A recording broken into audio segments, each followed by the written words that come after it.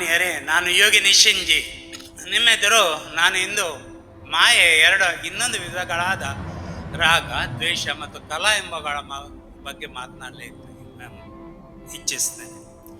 ಈ ರಾಗ ಎಂಬುದು, ದ್ವೇಷ ಎಂಬುದು, ಇದರಲ್ಲಿ ರಾಗ ಎಂಬುದು ಕೂಡ ಒಂದು ರೀತಿಯ ಮಾಯೆ. ಈಗ ನಾವು ಯಾರದ ಮೇಲೆ ಮೋಹ ಉಂಟು ಹೋಗ್ತದೆ, ಅದು ಕೂಡ ಮಾಯೆ. ಧನದ ಮಾಯೆ ಅಥವಾ ಪತ್ನಿ ಮಕ್ಕಳ ಮೇಲಿನ ಮಾಯೆ, ನಮ್ಮ ಏನು ಆಸ್ತಿ ಮುಂತಾದವುಗಳ ಮೇಲಿನ ಮಾಯೆ, ಇವುಗಳು ಒಂದು ರೀತಿಯ ಮೋಹ. ಯಾಕೆಂದರೆ ಇವುಗಳನ್ನು ನಾವು ಶುದ್ಧೀಕರಿಸಬೇಕಾಗ್ತದೆ. ನಮಗೆ ಗೊತ್ತು, ರಾಗ ದ್ವೇಷಗಳಲ್ಲಿ ಬರುವಾಗ ಷಡ್ವೈರಿಗಳು ಮದ, ಮೋಹ, ರಾಗ, ಮತ್ಸರ ಮುಂತಾದವುಗಳನ್ನು ನಾವು ಷಟ್ ಸಂಪತ್ತಿಯಿಂದ ನಾವು ತೆಗೆದು ಹಾಕಬೇಕು. ಶಮ, ದಮ, ತಿತಿಕ್ಷ, ಉಪರತಿ, ಸಮಾಧಾನ ಮುಂತಾದವುಗಳಿಂದ ನಾವು ತೊಡೆದು ಹಾಕಬೇಕು. ಆದ್ದರಿಂದ ಷಡ್ವೈರಿಗಳನ್ನು ಷಟ್ ಸಂಪತ್ತಿನಿಂದ ತೊಡೆದು ಹಾಕಬೇಕು. ಶಮ ಅಥವಾ ನಾವು ಕ್ಷಮೆ ಅಥವಾ ತಿತಿಕ್ಷೆ ಅಥವಾ ಒಂದು ರೀತಿಯ ಸಂಯಮದಿಂದ ನಾವು ಜೀವನವನ್ನು ಮಾಡಬೇಕಾಗ್ತದೆ. ರಾಗದ್ವೇಷಗಳು ನಮ್ಮನ್ನು ಏನು ಮಾಡ್ತವೆ, ಏನು ಹೇಳ್ತೇವೆ, ನಾವು ಹೇಳ್ತೇವೆ ರಾಗ ದ್ವೇಷವೂ ಕೂಡ ಒಂದು ರೀತಿಯ ಪ್ರೇಮವೇ. ನಾವು ಶತ್ರುಗಳನ್ನು ಪ್ರೀತಿಸ್ತೀವಿ ಅಲ್ಲ, ಅದು ದ್ವೇಷ. ಯಾರೋ ಮಾರ್ಗದಲ್ಲಿ ಹೋಗ್ತಾನೆ, ನಮ್ಗೆ ಯಾಕೆ ಅವನ ಮೇಲೆ ಮಮತೆ ಅಲ್ವಾ? ಅವನು ಶತ್ರು ಎಂದಾಗ ನಮ್ಮ ಮನಸ್ಸು ಅವನ ಬಗ್ಗೆ ಯೋಚಿಸಲಾರಂಭಿಸ್ತದೆ.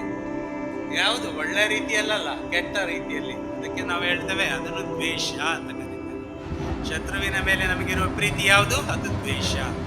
ಅದೇ ರಾಗ, ನಮ್ಮವರ ಮೇಲಿನ ಏನೇ ರಾಗ. ಅದಕ್ಕೆ ಓಶು ಹೇಳ್ತೇನೆ, forget about others, think about yourself. ಈಗ ಹೇಳ್ತಾರಲ್ಲ, ನೀವು ಸೆಲ್ಫ್ ಲವ್ ಮಾಡಿಕೊಳ್ಳಿ, ನಿಮ್ಮನ್ನು ನೀವು ಪ್ರೀತಿಸಿಕೊಳ್ಳಿ. ಯಾವಾಗ ನಿಮ್ಮನ್ನು ನೀವು ಪ್ರೀತಿಸಿಕೊಳ್ಳುತ್ತೀರೋ ಆವಾಗ ನಿಮಗೆ ಬೇರೆಯವರ ಮೇಲೆ ಪ್ರೀತಿಯನ್ನು ವ್ಯಕ್ತ ಮಾಡಲಿಕ್ಕೆ ಶುರುವಾಗ್ತದೆ ಮತ್ತು ಸುಲಭವಾಗ್ತದೆ. Unless you are not happy, how can you keep happy others?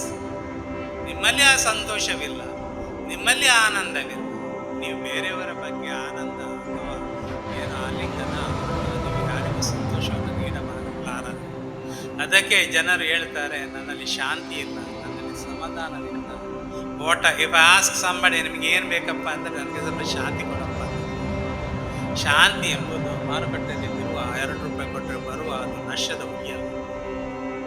ಯಾಕೆಂದರೆ ನಾನು ಹೇಳ್ತೇನೆ, ಜನರು ಇಂದು ಪ್ರಕ್ಷುಬ್ಧವಾಗಿದ್ದಾರೆ. ಯಾಕೆ? ಶಾಂತಿ, ಅಶಾಂತಿ ಎಂಬುದು ಏನಿದೆ ಅದು ಒಂದು ಕಲಿಯುವಿಕೆ ವಿಧಾನ. ನೀವೇನೋ ತಪ್ಪು ಮಾಡಿದ್ದೀರಿ, ನೀವೆಲ್ಲೋ ಯಾವುದೋ ಪ್ರಾಜೆಕ್ಟಲ್ಲಿ ನೀವೇನೋ ಹಣ ಇಟ್ಟಿದ್ದೀರಿ, ಅದನ್ನು ಡೈವರ್ಸ್ ಮಾಡಿದ್ದೀರಿ.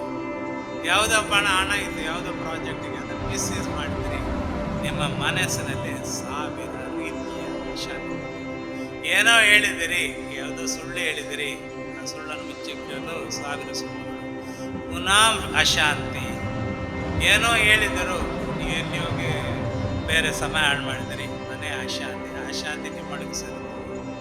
ಈ ಅಶಾಂತಿ ಏನು ಮಾಡ್ತದೆ? It is a lesson to learn. ನಿಮಗೆ ಗೊತ್ತಾಗ್ತದೆ ಅಶಾಂತಿಯಲ್ಲಿ ನಮ್ಮ ಏನಾಗ್ತದೆ, ನಾವು ಮಾಡಬೇಕಾದ ಕೆಲಸ ಕಾರ್ಯಗಳು ಸುಗಮವಾಗುವುದಿಲ್ಲ. 100% ಎಫಿಷಿಯನ್ಸಿ ಇರೋದಿಲ್ಲ, ಪ್ರಾಡಕ್ಟಿವಿಟಿ ಇರೋದಿಲ್ಲ. ಈಗ ಕೆಲವರು ಆಫೀಸಿಗೆ ಹೋಗ್ತಾರೆ, ಆ ಬ್ರೇಕಪ್ನಿಂದಾಗಿ ನನಗೀಗ ಕೆಲಸ ಮಾಡಲಿಕ್ಕೆ ಆಗ್ತಿಲ್ಲ, ನನಗೆ ಒಂದು 3 ದಿನಗಳ ರಜೆ ಬೇಕು. ನಿಮ್ಮ ಯಾವುದೋ ಪರ್ಸನಲ್ ಥಿಂಗನ್ನು ನಿಮ್ಮ ಕಂಟ್ರೋಲಲ್ಲಿ ಇಡಲಿಕ್ಕೆ ಆಗದಿದ್ದರೆ, ಆ ರಾಗದ ಬಲೆಗೆ ಬಿದ್ದರೆ ನೀವೇನಾಗ್ತೀರಿ? ಅಶಾಂತಿಯನ್ನು ನಿಮ್ಮೊಳಗೆ ತಂದು. ಯಾಕೆ ಅಶಾಂತಿ? ಹಲವು ವರ್ಷಗಳ ತಪಸ್ಸಿನಿಂದ ಯು ಫೀಲ್ ಪೀಸ್. ಹೇಗೆ? Then you know the value of peace. ಶಾಂತಿಯ ಮಹತ್ವ ಗೊತ್ತಾಗಬೇಕಾದ್ರೆ ಹಲವು ವರ್ಷಗಳ ಕಾಲ ನೀವು ಅಶಾಂತಿಯಲ್ಲಿ ಇರಬೇಕು. ಹಲವು ನರಕಗಳ ದರ್ಶನ ಮಾಡಬೇಕು. ಈಗ ನಾವು ನರಕ ಏನೋ ಹೇಳ್ತೀವಲ್ಲ, ಅದನ್ನು ನೀವು ನೋಡಬೇಕು. ನೋಡಬೇಕು. ಆ ಶಾಲ್ಮಲಿ ರಿವರ್ ಅದರೆಲ್ಲ ನೋಡುವಾಗ, ಇದೆಲ್ಲ ನೋಡುವಾಗ, ನಿಮಗೆ ನೋಡುವಾಗ ಇಂದ್ರಾಣಿ ನದಿ ನೋಡಿದಾಗ, ವೃಷಭಾವತಿ ನದಿ ನೋಡಿದಾಗ. ಯಾಕೆಂದರೆ ಹೇಳೋದು ಏನೆಂದರೆ, ನಾವು ಏನು ಹೇಳ್ತೇವೆ, ಅಶಾಂತಿಯಲ್ಲಿ ಕೊಳಕಿನಲ್ಲಿ ಬದುಕುತ್ತಾ ಇರುತ್ತೆ. ಅದಕ್ಕೆ ಹೇಳುತ್ತಾರೆ ಯಮ ನಿಯಮಗಳಲ್ಲಿ ಶೌಚ ಅಂತೆ. ಶೌಚ ಅಂದರೆ ಸ್ವಚ್ಛ.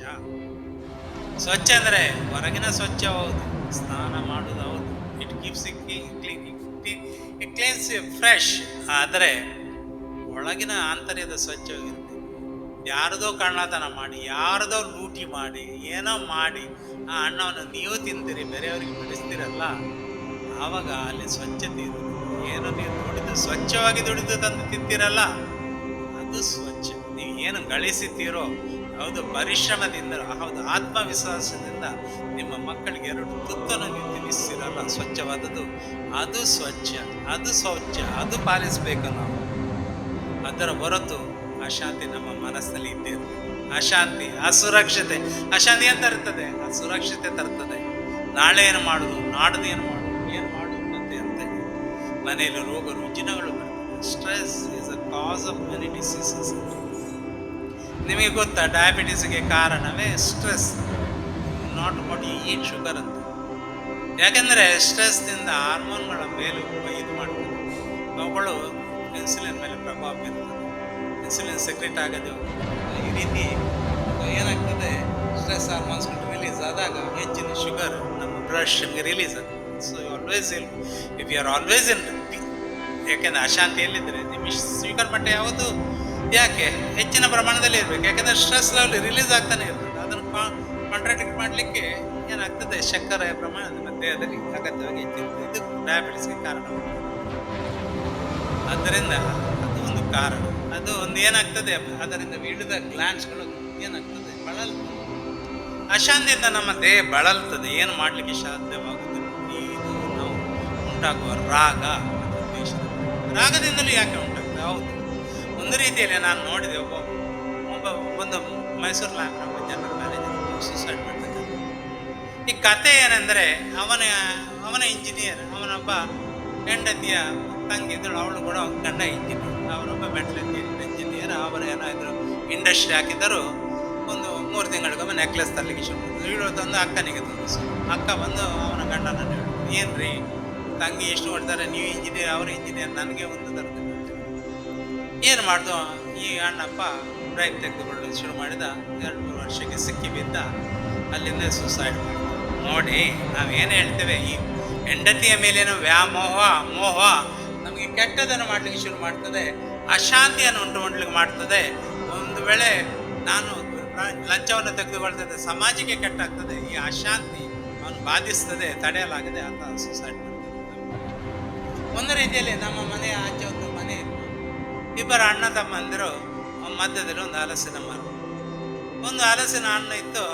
ತಮ್ಮ ತೆಗೆದುಕೊಂಡು ಅಣ್ಣ ಹೋಗಿ ಆ ತಮ್ಮನ ಕಾಲು ಕಟ್ಟಿದ. ನಾನು ಹೇಳಿದೆ, ಒಂದು ಹಲಸಿನ ಹಣ್ಣಿಗಾಗಿ ಅಮ್ಮ ಅವನು ಇದು ತೆಗೆದು, ನಮ್ಮ ಮನೆಯಲ್ಲಿ 100 ಹಲಸಿನ ಹಣ್ಣುಗಳಿದೆ, ಎಲ್ಲ ಕೊಡ್ಬೋದಿತ್ತಲ್ಲ. ಅಲ್ಲ ಮಗ, ಅದು ಅಲ್ಲ, ಅದು ಕೋಪ 10 ವರ್ಷದಿಂದ ಅದು ತೊಳೆದಿದ್ದು ಹಲಸಿನ ಹಣ್ಣು ಕಾರಣವಷ್ಟೇ. ಯಾಕೆಂದರೆ ನಮ್ಮಲ್ಲಿರುವ ಕ್ರೋಧ, ಮತ್ಸರ ಏನಿರ್ತದೆ, ಅದು ಎಷ್ಟೋ ವರ್ಷಗಳಿಂದ ಬಿದ್ದು ಬೆಳೀತಾನೆ ಹೋಗ್ತಿರ್ತದೆ. ಇದನ್ನು ಹೇಗೆ ನಾವು ತೊಡೆದಾಕ್ಬೋದು? ಅದೇ ನಾವು ಹೇಳ್ತೀವಿ ನಾಮ ಜಪ ಅಂತೇಳಿ. ಹಲವು ಕಾರಣಗಳನ್ನ ನಾವು ನೋಡ್ಬೋದು, ನೀವು ನೋಡಿರ್ಬೋದು. ನಾವು ಗೊಂದಾಲ್ಕರ್ ಮಹಾರಾಜರು ಅಂತೇಳಿ, ಈಗ ನಮ್ಮಲ್ಲಿ ಹುಬ್ಬಳ್ಳಿಯಲ್ಲಿ ನಮ್ಮ ಸ್ವಾಮಿ ದತ್ತಾವಧೂತರ ಅಂತ ಇನ್ನೊಬ್ಬ ದತ್ತಾವಧೂತರ ಇದ್ದಾರೆ. ಅವರು ಒಂದು ನಾಮ ಜಪದ ಮೇಲೆ 100 ಪುಸ್ತಕಗಳನ್ನು ಬರೆದಿದ್ದಾರೆ. ಸಾಧಾರಣವಾಗಿ ನಾಮ ಜಪದ ಮೇಲೆ ಅವರಿಗಿರುವಷ್ಟು ಹಿಡಿತ ಇಡೀ ಪ್ರಪಂಚದಲ್ಲಿ, ಭೂಮಂಡಲದಲ್ಲಿ, ಅದು ಇಡೀ ಯೂನಿವರ್ಸಲ್ಲಿ ಆ ಸ್ವಾಮಿ ದತ್ತಾವಧೂತರಿಗಿರುವಷ್ಟು ಹಿಡಿತ ಬೇರೆ ಅವರಿಗೆ ಇರಲಿಕ್ಕಿಲ್ಲ. ನನ್ನ ಗುರುಗಳಾದವರು ಸ್ವಾಮಿ ದತ್ತಾವಧೂತ ತೆಲಂಗಾಣದವರು, ಅವರು ಗುರುಗಳೇ. ಬಳ್ಳಿಯ ಸ್ವಾಮಿ ದತ್ತಾವಧೂತರು ಅವರು ಕೂಡ ಗುರು ಪರಂಪರೆ ದೊಡ್ಡದಿದೆ. ಸಹಕಾರಿ ಬಾಬಾ ತುಂಬ ದೊಡ್ಡ ಪರಂಪರೆ. ಅವರು ತುಂಬ ಪರಮ ಜ್ಞಾನಿಗಳು, ಪೂರ್ಣ ಜ್ಞಾನಿಗಳು. ಅವರು ಕೂಡ ಇದೇನಿದೆ, ಅವರು ಕೂಡ 3 ಕೇವಲ ನಾಮ ಜಪದ ಮೇಲೆ, ಜಸ್ಟ್ ಒಂದು ಶ್ರೀರಾಮ ಜಯ ರಾಮ ಜಯ ಜಯ ರಾಮ, ಒಂದು ರಾಮ್ ತಾರಕ ಮಂತ್ರ ಇಟ್ಕೊಳ್ಳಿ. ಅದೇ ಯಾವುದಾದ್ರೂ ಮಂತ್ರವನ್ನು ತೆಗೆದುಕೊಳ್ಳಿ. ಅವ್ರು ಹೇಳ್ತಾರೆ, ಈ ನಾಮ ಜಪದಿಂದ ಆಂತರ್ಯ ಶುದ್ಧಿ ಆಗ್ತದೆ, ಶಾಂತಿ ನೆಲೆಸ್ತದೆ, ಶಾಂತಿ just like energy within that ಅಂತಾರಲ್ವಾ, ಎಲ್ಲವೂ ಸೌಂಡ್ ಈಸ್ ಎನರ್ಜಿ, ಅದರಲ್ಲಿ ಶಕ್ತಿ ಇರ್ತದೆ. ಅದು ಹಲವು ಸಾವಿರ ಮಿಲಿಯಾಂತರ ಘಟಿಸ್ತಾ ಹೋದಂತೆ ನಿಮ್ಮ ದೇಹ ಎಲ್ಲ ಪರಿಪೂರ್ಣವಾಗಿ ರಾಮನಾಮ ಎಂಬುದು ಪಠಿಸಿ ರಾಮನಾಮ. ಅದೇ ದಶರಥನಂದನ ಶ್ರೀರಾಮಚಂದ್ರನ ಕೃಪೆ ನಿಮ್ಮ ಮೇಲೆ ಇರ್ತದೆ.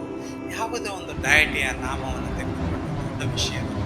ಕಲ್ಲಿಗೆ ನಾವು ಕುಂಕುಮ ಹಚ್ಚಿದರೆ ಅದು ದೇವರಿಗೆ ತರುತ್ತಾದಾದರೆ, ಹೂ ಇಟ್ಟರೆ ಅದು ದೇವರಿಗೆ ತರುತ್ತಾದಾದರೆ, ನಮ್ಮ ಕ್ಯಾಲೆಂಡರಿನ ಅನುಮಾನದಲ್ಲಿ ನಾವು ಭಕ್ತಿಯನ್ನು ಕಂಡು ಅಲ್ಲಿ ದೇವರನ್ನು ಕಾಣ್ತಾರಾದರೆ, ಜಪದ ನಾಮದಲ್ಲಿ ಇರುವ ಪವಿತ್ರತೆ. ಹಿಂದಿನ ಕಾಲದಲ್ಲಿ ನಮ್ಮ ಮಕ್ಕಳಿಗೆ ರಾಮ, ಲಕ್ಷ್ಮಣ, ಸೀತಾ, ಶತ್ರುಘ್ನ ಅಂತ ಹೆಸರಿಡ್ತಿದ್ರು.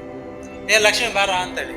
ಹೀಗೆ ದಿನಕ್ಕೊಂದು 10 ಬಾರಿ ಕರೆದಾಗ ಲಕ್ಷ್ಮಿ ಮಾತೆ 10 ಬಾರಿ ನಾವು ಕರೆದಾಗ ಇಂದಿನ ಮಕ್ಕಳಿಗೆ ನಾವು ಯಾವ ಹೆಸರು ಇಡ್ತೀವ ನಮಗೇನು ಗೊತ್ತಿಲ್ಲ ಅಲ್ವಾ? ಶಿವ ಸದಾಶಿವ ಎಂಬ ಮಾತೇ ನಮ್ಮಲ್ಲಿ ಇಲ್ಲ, ಮತ್ತು ಶಂಭು ಶಂಕರ. ಈಗ ನಾನು ಹೇಳುವುದೇನೆಂದರೆ, ನೀವು ನಿಮ್ಮ ಮಕ್ಕಳಿಗೆ ಒಳ್ಳೆಯ ಹೆಸರುಗಳನ್ನು ಇಡಿ, ಅದು ದೇವರ ನಾಮವನ್ನು ಡಯಟಿಗಳ ನಾಮ. ಒಂದು 10 ಬಾರಿ ಕರೆದಾಗ ದೇವರನ್ನು ನೆನೆದಂತಾಗ್ತದೆ. ದಿವಸಕ್ಕೆ ಈ ರೀತಿ ನಾನು ಹೇಳಬೇಕಾದ್ರೆ ಇನ್ನೊಂದು ಕಥೆಯನ್ನು ಹೇಳ್ತೇನೆ, ನಾಳೆ ಮುಂದುವರಿಸೋಣ. ಇಂತಿ ನಿಮ್ಮವನೇ ಯೋಗಿ ನಿಶಿ.